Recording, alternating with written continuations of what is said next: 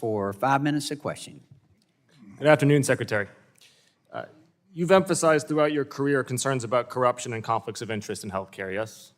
About corruption in healthcare? Yes. Yeah. And you've pledged during your confirmation hearing and then again today, quote, radical transparency, yes? Yes. Yes. And you explained to my colleague from New York that you divested yourself, yes? Yes. And you fired the 17 members of ACIP because you think they have conflicts of interest, yes? Yes. And do you think that everybody within Health and Human Services at a senior level should hold themselves to a standard of radical transparency and divestment? Well, I'm going to hold them to that standard, but So not everybody should hold themselves to a standard of yeah, radical everybody, and the OGE makes them all divest. So everybody should divest and everybody should be radically transparent. Who works for you? Yes. Yes. Patriots, we've had enough of the madness, enough of the games, enough of the theater. Because what we just heard from this clip, and what I'm about to break down for you, is proof that the people in charge are playing political games with the lives of our military, our teachers, our firefighters, and our law enforcement officers. You want to talk about priorities in this country? Let's talk about it right now. And does that include people who have involvement in Health and Human Services policymaking, even if they're not in your department? Would you want them to be radically transparent as well? I don't have any control over anybody except those in my department. Well, I think you do. Let's talk, though, about how radically transparent you have been to date, because I want to ensure for the American public that they're getting what you pledged. Mr. Kelly Means is a special government employee. He's also a White House advisor. You know him well. He actually introduced you to Donald Trump. And he's the founder and the owner of TrueMed. Now, TrueMed is a company that sells saunas and supplements and maybe medical devices that you described to people with using pre-tax dollars. And he has described his mission as routing federal funds away from health insurance programs towards these health savings accounts. Now, Mr. Means has tremendous influence over Medicare and Medicaid based on the executive order on Making America Healthy Again and the One Big Beautiful Bill, which both call for the expansion of HSA usage for these wellness and supplement products. So that's a direct revenue stream for his company while he's working in the government. So my question is, would you require Mr. Means to sign the financial disclosure forms that you're very familiar with? I have no power to do that, but I find it interesting that you bring that up. I'm going to reclaim my time. Pharmaceutical companies have been in the White House for generations. This is none of you my time, about Secretary, my time. Would you require, in keeping with radical transparency, that this individual who you're very close with, who has a major role in shaping MAHA agenda, and you have said so yourself publicly and many times, would you require him, before working on the MAHA agenda, that he sign those disclosure forms? I have no power to require that. I can require people in my agency, and I've done that. Will you continue to work with him if he does not sign those forms? With Mr. Means, will you continue working with him if he does not sign those forms? I work with everybody, including all the pharmaceutical companies. Do you think that he should respond to the letter that I wrote? Do you think that he should respond to the letter that I wrote requiring him, or asking him, I should say, to be transparent about potential conflicts of interest between TrueMed and CMS and the MAHA agenda? Is that something that he should do, in your opinion, in keeping with divestment? I mean, because you've said, sir. You wrote me a letter? He said, sir, you said before. Are you saying you wrote me a letter? I wrote Mr. Means a letter asking him to respond. Do you think he should respond? That's between you and him. As I said, there's been pharmaceutical companies for said, generations in the White House, and nobody complained about Secretary, you said that everybody who works on health policy should follow high standards of radical transparency and divestment. So I've asked him questions about whether he's done that. Should he, in keeping with what you just said at the top of this, should he be radically transparent? Let me ask you this. Have you accepted $400,000 from pharmaceutical companies? The reason you know that is because I have financial disclosure forms, and I'm asking him to submit the same thing. So should he do the same thing? Because when he doesn't, let's talk about what happened. Let's talk about Mr. Brad Smith. Should you be prevented from accepting money from pharmaceutical companies? Because it says here you've accepted $400,000. Mr. Kennedy, you asked Ms. Ocasio-Cortez, how did I do that when she talked about the higher rates given to the Medicare Advantage organizations? I actually have an answer for you. How did that happen? The answer is Mr. Brad Smith. So he was in charge of Doge Healthcare, and his biggest investors at his company, Main Street Health, are the Medicare Advantage organizations, the 5 biggest health insurance corporations in America. They're his investors. He owns this company. They own him.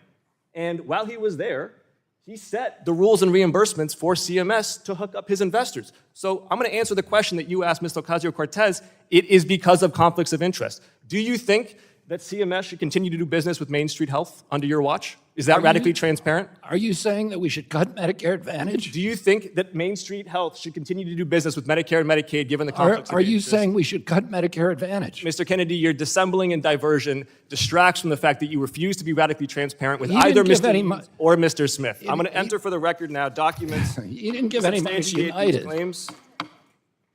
Auchincloss oversight letters to Means and the Board of TrueMed and Main Street. Without Secretary's objection, All submitted. the gentleman's time has expired. The chair now. And so it's time for grown-ups to do the right thing and send these men and women back and do so immediately. You hear that? Even they are admitting this has gone too far. Folks, this isn't just some routine shuffle of assignments. This is about pulling our young men and women, our defenders, our protectors, away from their posts, away from their communities, and sidelining them while America burns. Let's call it what it is. Theater of the absurd. That's the quote, and it's right on the money. Our military is being yanked from the front lines. Our teachers aren't allowed to teach. Our firefighters are being benched. Cops pulled off the streets. For what? For political optics. For bureaucracy. For appeasing radicals instead of protecting the people. We've got violent crime in cities skyrocketing. We've got wildfires destroying homes and communities. We've got young kids falling behind in education. And the solution from the people in Washington? Take away the very individuals trained and committed to protect and serve. What's the common thread here, folks? Whether the Marine ready to ship out, a school teacher ready to stand in front of summer class, or a firefighter ready to jump into the flames, they all want to serve. They're not protesting. They're not calling in sick. They're ready. And yet, the system says, no, stay home. Why? Why? Let me tell you why. Because the people making these decisions don't value service anymore. They value control. They value PR. They care more about winning headlines than winning hearts. But we know better. We know what real honor and duty looks like. And we say, let them get back to work.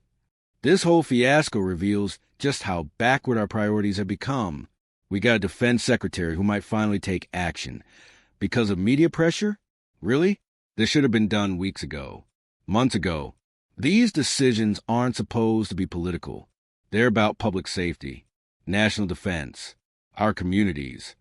You want to know what real leadership looks like? Real leadership doesn't wait for polls. It doesn't wait for approval from the AP. It does what's right, even when it's unpopular, even when it's hard. Now, let's get real. Who's responsible for this? Why were these men and women pulled off duty to begin with? Who signed that order? Who kept it in place? Who ignored the calls from commanders, governors, mayors, people on the ground begging for help? This isn't just poor planning. This is willful neglect. And somebody needs to be held accountable. We're not just talking about red tape. We're talking about lives lost, opportunities missed, children left without teachers, neighborhoods left unprotected. Folks, this is our country. These are our troops, our first responders, our schools. And when you sideline the best of us, those who run toward danger, not away, you're weakening the backbone of this nation.